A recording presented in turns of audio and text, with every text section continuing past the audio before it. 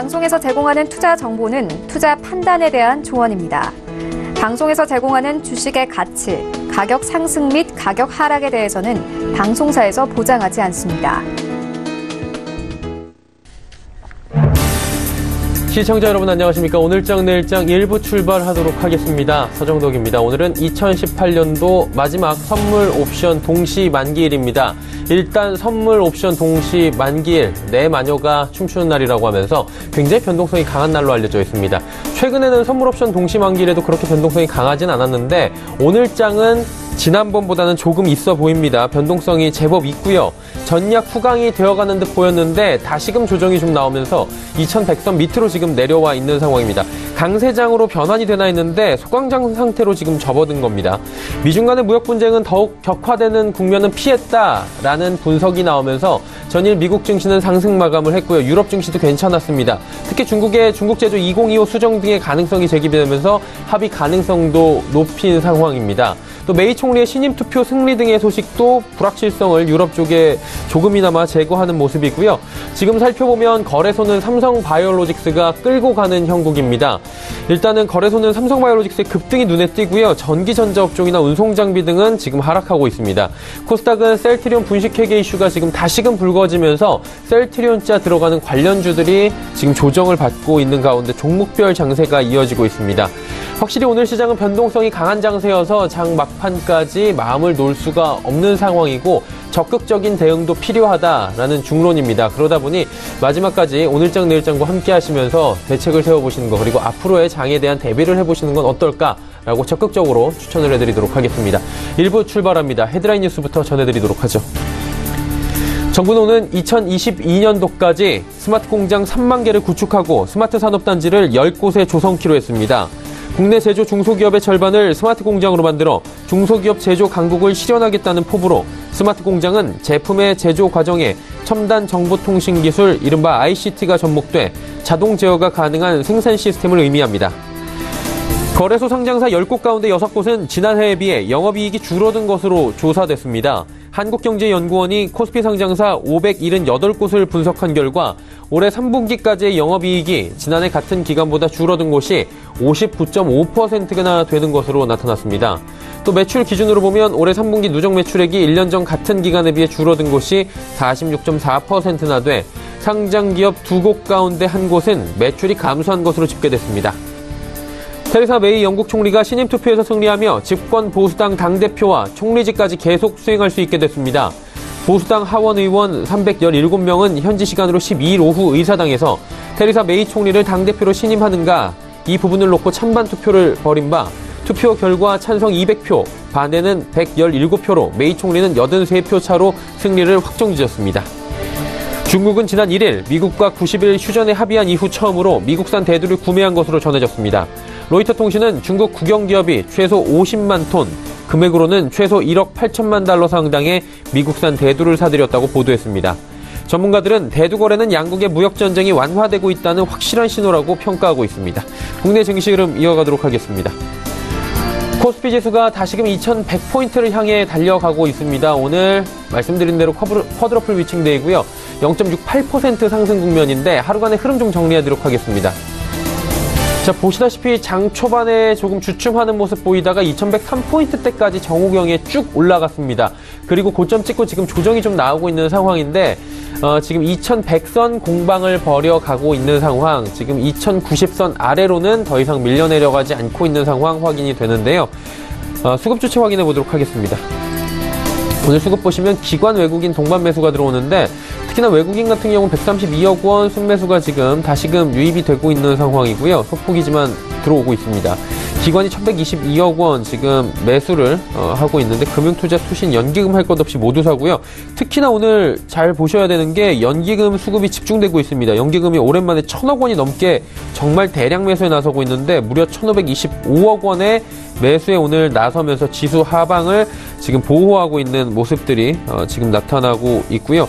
기관 같은 경우에는 지금 1122억 원 계속해서 매수 어제 이어서 오늘도 들어오고 있다라고 정리가 됩니다. 개인은 오늘 또 상승하는 모습에서 1245억 원 정도 팔고 있는 상황입니다. 다음 살펴보도록 하죠. 자, 보시면 삼성전자, SK하이닉스 전해드린 대로 전기전자 업종 조정 나오고요. 셀트리온 어제 기술적 반등이 좀 나왔는데 다시금 밀려 내려갑니다. 분식 회계 이슈가 3거래일 전에 불거졌는데 공교롭게도 삼성바이오로직스가 거래가 재개되는 날 셀트리온은 분식회계 이슈가 지금 불거지면서 상반된 느낌을 주기도 했습니다. 어제 상승 이후에 오늘 또다시 3%대로 밀려 내려갑니다. 삼성바이오로직스는 지금 급등 흐름이긴 했는데 3.55% 상승입니다. 일단은 장중에 5%가 넘는 급등 흐름은 좀 진정이 된 모습이 보여지고 있고요. 6위부터 12 종목들 살펴보도록 하겠습니다. 현대차는 보합입니다. 일단 현대차는 수소 지금 시대를 열겠다라는 이야기를 밝히면서 어제 급등 흐름이 나왔었는데 오늘은 좀 진정이 되고 있고요. LG화학이 최근에 눌렸던 시장에서 다시금 위로 올라가는 모습 보여집니다.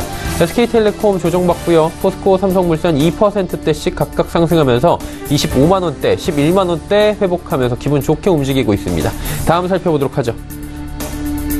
한국전력도 상승하고요. 네이버, KB금융, 현대모비스, SK까지 모두 올라가는데 현대모비스가 특히나 4%가 넘는 급등 흐름 가져갑니다. 다음 살펴보도록 하죠. 코스닥 시장입니다. 코스닥 시장은 679, 680선 지금 공방 벌이고 있는 상황인데 코스닥도 지금 680선에 아주 조금 못 미칩니다. 하루간의 흐름 정리하도록 하겠습니다. 코스닥 보시다시피 674포인트 오늘 장중 저점이고요. 681포인트대까지 지금 올라가기도 했습니다. 지금 고점 부근에서 코스닥 역시 움직이고 있는 상황인데 수급 주체 좀 확인해 보도록 하죠. 외국인의 매수가 눈에 띕니다. 196억 원 매수가 유입되고 있고요. 기관 개인 동반 매도하는데 기관 투자자 잘 보셔야 됩니다. 투신이 팔지만 연기금이 지금 코스닥에서도 302억 원 최근 들어서 가장 큰 매수 물량을 보여주고 있습니다. 오늘 연기금 선물옵션 동시만기일에 오히려 대량의 매수 양시장에서 하고 있다라고 보시면 될 것 같고요. 개인 97억 원 팔고 있습니다. 다음 살펴보도록 하죠. 셀트리온 헬스케어 말씀드린 대로 셀트리온차 들어가면 오늘 조정입니다. 셀트리온 헬스케어 3.35% 조정, CJ E&M도 2%의 조정, 메디톡스도 장중에 60만원 위로 올라갔다가 다시 조정이 나오네요. 신라젠, 포스코 캠텍은 올라갑니다. 다음 살펴보도록 하죠.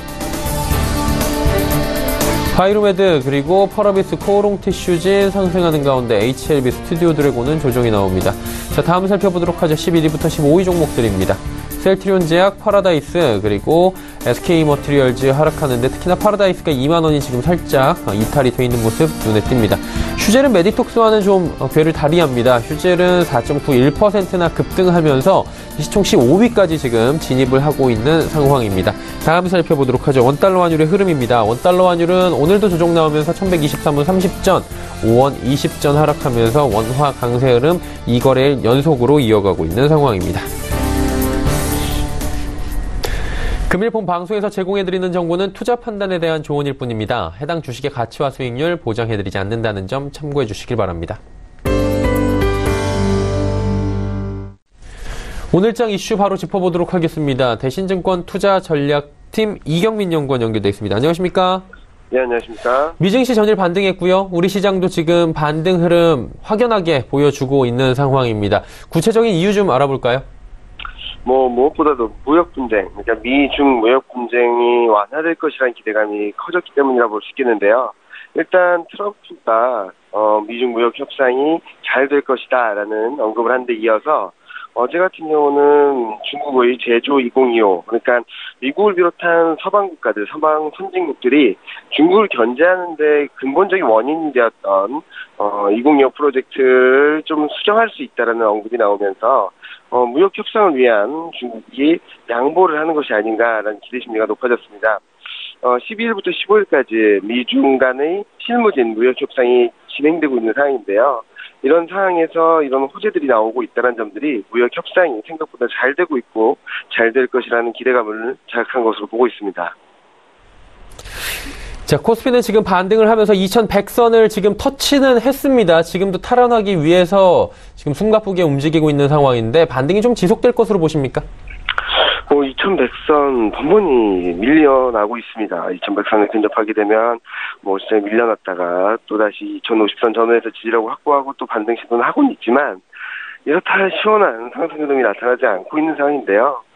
그렇다 하더라도 지금 현재 상황들을 본다면 대불확실성 이런 부분들 그리고 특히 미국 10월달 쇼크를 야기했던 불확실성 변수들이 좀 완화되고 있다는 점들을 확인하실 수 있을 것 같습니다. 미국 금리 인상 속도가 좀 완만해질 것이라는 점, 무역 분쟁에 대한 우려감들이 완화되고 있다는 점, 여기에 12월 말까지 프로그램 순 매수 그리고 쇼커브릭 매수라는 계절성이 들어올 수 있고 미국, 유럽, 중국 등 주요국들의 재정 정책이 좀 유입될 수 있다는 점을 감안해봤을 때 아마도 지금 현재 수준보다는 코스피가 레벨업될 가능성을 높게 보고 있다라고 생각을 하고 있습니다. 물론 추세 반전은 아니겠지만 2019년 상반기 내에는 2300선 회복 시도 가능하다라고 생각을 하고 있습니다. 자, 그렇다면 투자 전략이 좀 궁금합니다. 오늘 시장 같은 경우에 지금 변동성이 생각보다 있다라는 분들이 많으신 것 같은데요. 오늘을 비롯해서 앞으로의 투자 전략은 어떻게 가져가는 게 좋을까요? 지금 코스피가 정상화, 그러니까 워낙 많이 밀린 데 따른 정상화가 나타난다 하더라도 추세 반전이 아니다 보니까 주도주가 이끌어가고 시장이 시원한 상승으로 보이긴 좀 어렵다고 생각을 합니다. 따라서 아직까지 비포장도로 그 가운데서 순환매가 계속적으로 반복될 수밖에 없는데요. 낙폭 과대 종목들, 과대 업종들을 중심으로 조금은 짧게 대응을 하시는 게 맞지 않나라는 생각을 하고요. 반등을 할 때보다는 변동성이 커질 때 좀 비중을 늘리고 좀 반등이 강하게 나오게 된다면 비중을 줄이는 트레이딩 바이 관점에서의 짧은 전략을 좀 말씀드리고 있습니다. 대상이 될 수 있는 업종으로는 반도체, 증권, 화학 업종을 말씀을 드리고 있고요. 이런 업종들이 워낙 싸기 때문에 좀 밀릴 때 비중을 조금씩 늘려나가신다면 아마 상반기 중에는 좀 수익을 보실 수 있다라고 생각을 하고 있습니다. 이와 더불어서 연말 소비 시즌 기대감들이 있기 때문에 IT, 가전, 중국 소비주도 관심권에 두고 보시면 좋을 것 같습니다. 자, 한 가지 질문 좀 짧게 더 여쭤보고 싶은데요. 사실 이제 거래일 10거래일 정도밖에 오래 남지 않았습니다. 그러다 보니까 크리스마스 다가오고 있고요. 산타랠리에 대한 기대감 지난주까지만 해도 많이 꺾였었는데 이번 주엔 또 올라오고 있거든요. 연구원님 어떻게 보십니까? 산타랠리 좀 가능하다고 보십니까? 워낙 지금 현재 레벨을 본다면은 싸고 가격적인 측면이나 밸류에이션적인 측면에서 싸다는 점이 계속적으로 주목을 받을 수 있는 환경이다라고 생각을 해서요. 산타랠리 가능성을 높게 보고 있습니다. 이런 상황에서 본다면은 시장은 지금 2050선에서 지지력을 받고 2100선 단기적으로 안착하는 과정을 거친 뒤에는 2150선을 향해 가는 흐름들을 기대해 볼 수 있지 않을까 생각을 합니다. 앞서 말씀드렸듯이 수급 계절성 그리고 정책 동력들이 유입될 수 있는 시점이 가까워지고 있다는 점들을 주목해서 보시면 좋을 것 같습니다. 네, 연말 산타랠리의 가능성까지 이야기 들어봤습니다. 오늘 말씀은 여기까지 듣도록 하겠습니다. 고맙습니다.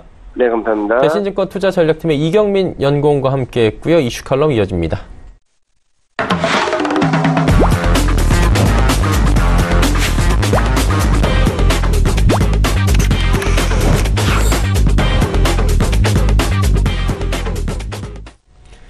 이슈 칼럼 이어가도록 하겠습니다. 오늘은 키움증권 투자전략팀 홍춘욱 박사 연결되어 있습니다. 박사님 안녕하십니까?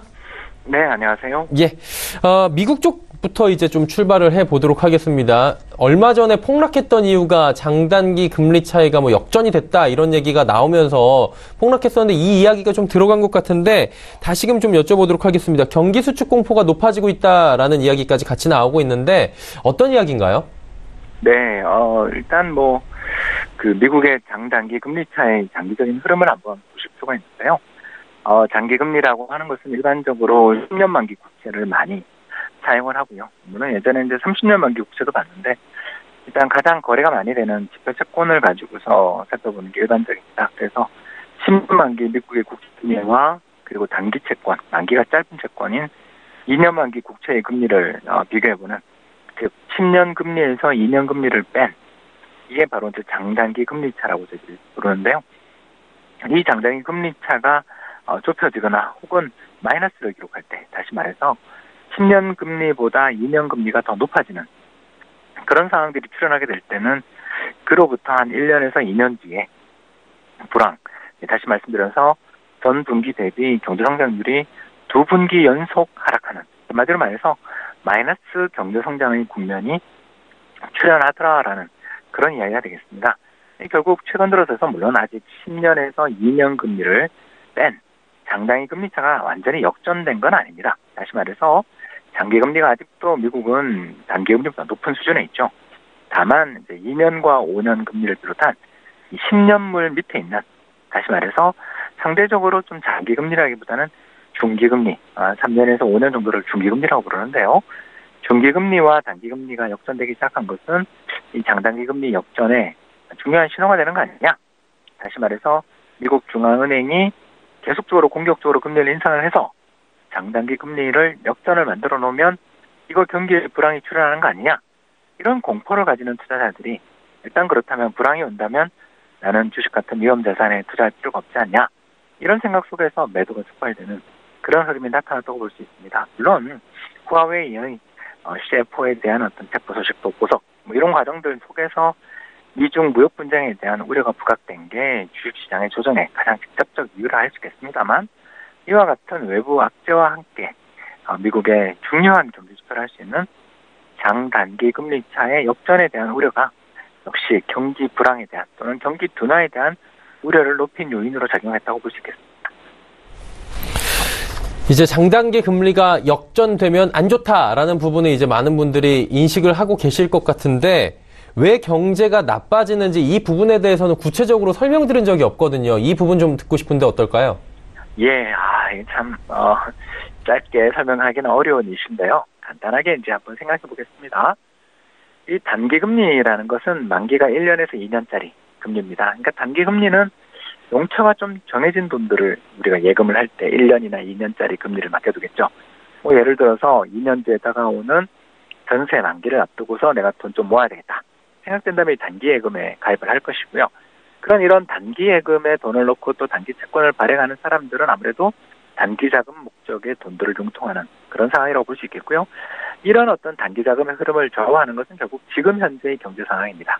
다시 말해서 지금 현재의 경제 상황이 되게 좋다는 사람들이 저축하기보다는 좀 소비를 하려는 마음을 가지기 쉽고요. 또 이렇게 사람들이 현재의 어떤 경기 여건 또는 현재의 상황이 좋다라고 느낄 때는 단기 금리도 올라가기 마련입니다. 왜냐하면 사람들이 지금 당장 경기가 좋아서 뭔가 소비도 하고 투자도 하고 돈의 지출들, 용처들이 늘어나게 된다면 당연히 예금 금리를 올려주지 않으면 돈이 들어가지 않을 테니까요. 그런 만큼 단기 금리는 지금 현재의 세상 흐름에 또는 경기의 흐름에 민감하다 이렇게 보시면 되겠는데요. 문제는 이제 사람들의 모든 행동 또는 저축, 소비 이런 것들은 지금 당장의 경기 여건 말고 하나 더 영향을 미치는 요인이 있더라라는 게 경제학자들의 의견이죠. 바로 이게 뭐냐 하면 먼 미래에 대한 경제에 대한 예상, 즉 저희들이 항상소득 가설이라고 부르는데요. 노벨 경제학상 수상자 밀턴 프리드만 교수가 제창했던 이론으로 아주 유명합니다. 이렇게 이름이 거창해서 그런데 별거 아닙니다. 지금 당장 경기가 좋다 하더라도 미래가 불투명하다면 예를 들어서 10년, 20년 뒤에 먼 미래 세상이 참 불투명하다고 느껴진다면 사람들이 지금 현재의 경기 여건뿐만 아니라 먼 미래의 경기 여건까지도 함께 감안해서 자금을 융통하고 또 자금을 빌리려고 들 텐데 이런 식으로 우리가 먼 미래를 생각해서 노후를 대비한다든가 또는 10년 뒤에 예를 들어서 아이들, 자녀가 대학 갈 때를 대비해서 뭔가 이런 장기적인 상품들을 가입하고 또는 장기적인 상품에 대해서 생각들을 하시는 분들은 아무래도 10년 이상 되는 장기 채권에 대해서 매수를 한다거나 매입을 한다거나 또는 매도를 하겠죠. 결국 지금 당장 안만 경기 여건이 좋아서 미국 성장률 3.4% 나오고 임금도 오른다 하더라도 먼 미래의 일에 대해서 불안감이 높다면 사람들은 10년 만기의 채권을 사는데 돈을 집어넣을 것이고 그렇게 되면 지금 당장 시장 경기, 시장의 금리는 올라간다 하더라도 10년 뒤, 30년 뒤에 만기가 찾아오는 채권의 금리는 오히려 빠질 수도 있는 거죠. 결국 이런 것처럼 지금 당장 경기는 좋다고 생각하면서도 먼 미래를 불투명하게 여기고 먼 미래를 위해서 미리 지금부터 준비해서 만기가 10년짜리, 30년짜리 채권을 사는 사람이 많다면 30년 만기 금리는 떨어지게 될 것입니다. 결국 이런 연유로 인해서 단기 금리는 상승하는데 또는 단기 예금 금리는 막 높은 수준을 유지하는데 정작 10년이나 30년 뒤를 만기를 찾을 수 있는 먼 미래의 돈을 찾게 되는 장기 채권의 금리들이 떨어진다라는 건 지금의 경기 호황이 먼 미래까지 이어지지 못할 수 있어요라고 생각하는 사람들이 경제에 많이 늘어나고 있다는 뜻이 되는 거죠. 그리고 경제라는 것은 당연한 이야기겠지만 이런 사람들의 심리가 경제를 만들어내는 거 아니겠습니까? 어떤 분이 이렇게 묻더라고요. 홍 박사님, 불황이 어떤 건가요? 이렇게 묻길래 제가 그랬습니다. 지금의 저축을 줄이고 미래를 위해 지금의 소비를 줄이고 먼 미래를 위해서 저축을 늘리려는 사람이 늘어나는 것. 이게 불황입니다. 결국 지금 현재 경기 여건은 좋고 또 사람들이 소비도 좋아서 당장에 1년짜리 예금금리, 지금 당장 돈을 쓰려는 사람들은 많아서 예금금리는 올라갈지 모르지만 먼 미래를 생각하며 불안감을 느끼는 사람들이 조금씩 장기 채권에 대한 수요가 증가하고 장기 채권 금리가 떨어지기 시작하는 시점이 온다면 그것은 경제 전반에 걸쳐서 장기적으로 부정적인 환경이 출현할 거다라는 신호로 해석할 수 있지 않을까 생각합니다. 네, 많은 분들이 지금 소비 줄이고 미래를 준비하시는 분들이 지금 상황에선 좀 많이 늘지 않았나 이런 생각도 한번 해보는데 좋습니다. 이제 이해는 쉽게 된 것 같아요. 박사님 덕분에. 그러면 장단기 금리가 줄어들거나 이렇게 역전이 돼버리면 주식시장에 일단 안 좋잖아요. 왜 안 좋은지 이 얘기도 한번 들어볼까요? 네, 뭐 장단기 금리가 그 역전되는 시기, 다시 말해서 10년물 금리가 예를 들어서 3%인데 2년 만기 금리가 뭐 3.2다, 3.3이다 이렇게까지 자꾸 올라가는 시기들이 출현할 때 이 중앙은행이 결국은 예금 금리를 막 인상해서 올라갔을 텐데, 다시 말해서 장기 금리보다 현재 정책 금리를 막 인상함으로써 경기의 불황을 출현했다라고 볼 수 있을 텐데, 중앙은행들이 이런 식으로 경기에 대해서 불황을 유발하는 한이 있더라도 지금 금리를 올리겠습니다, 이렇게 막 결정적으로 적극적으로 움직이는 그런 시기들의 특징이 뭐냐면 인플레이션이에요. 다시 말씀드려서 물가가 막 오를 때입니다. 그래서 물가가 너무 급등하고 물가가 너무 불안한 상황이기 때문에 저는 예금금리를 막 인상해서 정부 정책금리가 곧 예금금리니까요. 정부 정책금리를 인상하겠습니다 라고 이렇게 결정하는 순간이 지나고 생각해보면 인플레이션의 시기이자 경기 과열의 시기죠. 언제냐? 예를 들어서 1990년 또는 2000년 그리고 2007년이 이때 해당된다 생각됩니다. 그리고 그때는 당장은 주식시장은 나쁘지 않아요. 왜? 인플레이션도 발생하고 경기도 과열된다 싶을 때가 사실은 투자자들 입장에서 주식시장에 아직 더 매력이 있고 또 주식시장의 상승 모멘텀이 남아있다고 생각되는 시점들이기 때문이죠. 그렇기 때문에 저는 최근 들어서서 장단기 금리차가 좁혀지는 것에 대해서 투자자들이 이렇게까지 걱정하는 시기를 맞이한 게 사실 저는 처음이거든요. 왜냐하면 장단기 금리에 대해서 대중들의 관심도 예전에는 없었고요.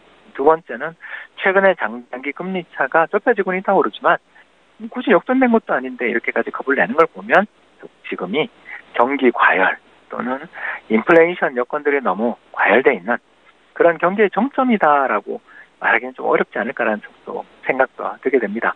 아무튼 이야기를 요약해보자면 장단기 금리가 급격히 좁혀지거나 혹은 역전되는 바로 그 순간은 대체로 지나고 보면 주식시장이 나쁘지 않았던 여건이었다가 정작 장단기 금리가 완전히 역전되고 다시 말해서 10년 만기 금리가 만 3%를 기록하고 있는데 정부 정책 금리가 3.25%까지 올라간다든가 이런 식으로 금리 역전이 확연하게 진행된 다음에야 주식시장이 그 뒤에 먼 미래 경기가 나빠지는 거 아니냐라는 이런 불안감들이 유발되면서부터 주식시장에 조정이 찾아오는 경우들이 종종 있었습니다. 그래서 지금 당장에 놓고 본다면 아직 금리 역전도 되지 않았고 더 나아가서 장단기 금리차가 좁혀지고는 있다고는 하지만 이 장단기 금리차가 앞으로도 계속 좁혀질 것인지에 대해서 불확실성이 남아있다는 점을 생각해보면 주식시장의 여건은 아직까지는 괜찮다라고 볼 수 있겠습니다만 방금 말씀드린 것처럼 장단기 금리가 정말 역전되고 또 나아가서 그 역전폭이 심화되는 현상들이 출현한다면 경각심을 가질 필요는 있지 않나 생각됩니다. 그럼 박사님, 장단기 금리가 박사님 보실 때 좀 역전이 진짜로 일어날 것이라고 보시는지 이 부분 궁금한데 어떠세요? 예, 이게 이제 가장 중요한 전망이죠. 그죠? 제 생각에는 일단 이번에는 한 1990년대와 비슷한 상황이 출현하지 않을까 개인적으로 그렇게 생각하는데요. 왜 1990년대 중반에 보면 장기금리랑 단기금리가 딱 붙어서 다시 말해서 장기금리도 한 6%, 그리고 단기금리도 6%. 와, 정말 옛날 일입니다. 정부 정책금리가 6%이던 시절이 있었죠. 아무튼 이런 식으로 시장금리랑 정부 정책금리가 역전까지는 가지 않으면서 비슷하게 한 3, 4년을 옆으로 이렇게 움직였던, 횡보했던 경험들을 우리가 가지고 있는데요. 그 시기가 지나고 본 다음에 보면 연착륙의 시기, 다시 말해서 소프트 랜딩의 시기라고 저희들이 많이 부릅니다. 소프트 랜딩이라는 표현을 잘 말씀드리자면 비행기가 안전하게 약간의 활주로에 좀 트레드마크 정도를 남기는 정도로 비행기가 무사히 내리는 걸 연착륙이라고 그러잖아요. 반대로 어떤 여러 가지 고장들이나 물리적인 여건으로 인해서 어쩔 수 없이 동체 착륙하는 경우를 우리는 하드 랜딩이라고 부릅니다. 하드 랜딩은 곧 불황이고요. 소프트 랜딩은 일시적인 경기 둔화다 이렇게 볼 수 있는데 1990년대에는 장기금리가 안정되어 있는 가운데 정부 정책금리의 인상이 스탑되는 가운데 옆으로 이렇게 기면서 상당히 좋았던 경기 여건들을 만들었던 기억들이 있습니다.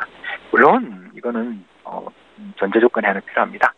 다음 주 FOMC가 열리는데 이 FOMC에서 과연 연준이 금리를 계속 올리고 더 나가서 이번에 금리를 인상하는 정도야 뭐 시장이 반영돼 있습니다만 추가적으로도 더 공격적인 금리 인상을 하겠다라는 그런 의지가 부각되고 또 이에 민감한 2년물 국채금리가 급등해버린다면 이건 진짜 역전될 수 있죠. 그러나 미국 중앙은행, 연준의 담당자들, 여러 참가자들 입장에서 볼 때 장단기 금리가 붙고 더 나아가 역전되면서 불황이 찾아올 거라는 공포까지 금융시장에 파급되어 있는 상황에서 여기서 금리를 그렇게 공격적으로 올리지는 않지 않겠냐라는 그런 생각을 하는 거고요. 또 이런 그런 그 정부 정책 금리의 공격적인 인상 가능성이 후퇴됐다라고 제가 느끼는 또 다른 이유는 어제 발표됐던 것처럼 소비자 물가가 최근에 굉장히 안정세를 보이고 오늘 또 발표된 한국은행의 우리나라 수입 물가 상승을 보시면 알겠지만 30% 가까이 물가가 급락하는 걸 보신 적이 있었지 않습니까? 결국 국제 상품 가격도 떨어지고 더 나아가서 경제 전체의 과열의 기미가 없는 상황이라는 점을 생각하면 미 연준이 정책 금리를 공격적으로만 올리지 않는다면 적어도 당분간 한 6개월 정도는 장단기 금리 역전보다는 횡보의 흐름들을 이어가지 않을까 이렇게 조심스럽게 전망해 봅니다. 박사님, 한 가지만 FOMC 관련해서 조금만 추가 질문 드리고 싶은 게 생겼는데요. 그 FOMC 이후에 이제 점도표 얘기 나올 거 아니겠습니까? 베이지북 얘기 나오고 나면은 뭐 의장 얘기 나올 거고요.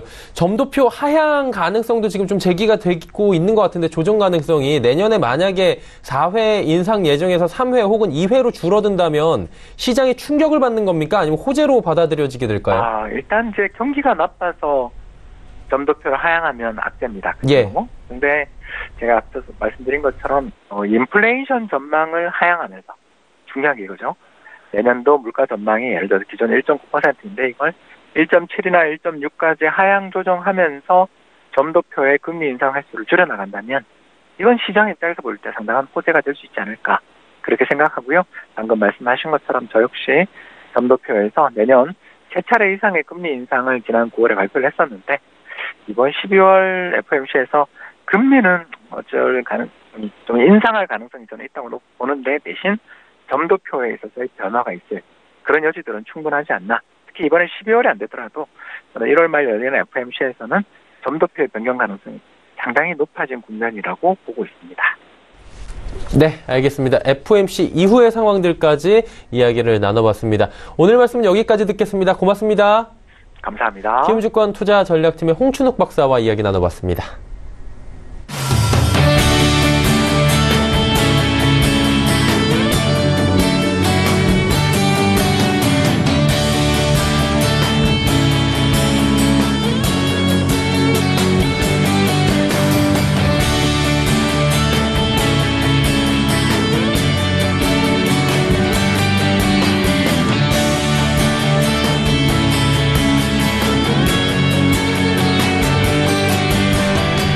오늘장 내일장 1부 함께 하셨습니다. 잠시 뒤 2부에서는 이제 시장 이야기를 포함해서 종목 이야기 좀 자세히 짚어보도록 하겠습니다.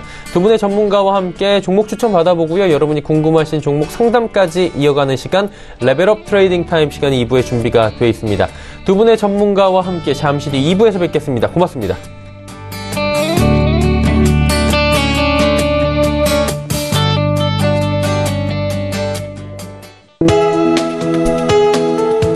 방송에서 제공하는 투자 정보는 투자 판단에 대한 조언입니다. 방송에서 제공하는 주식의 가치, 가격 상승 및 가격 하락에 대해서는 방송사에서 보장하지 않습니다.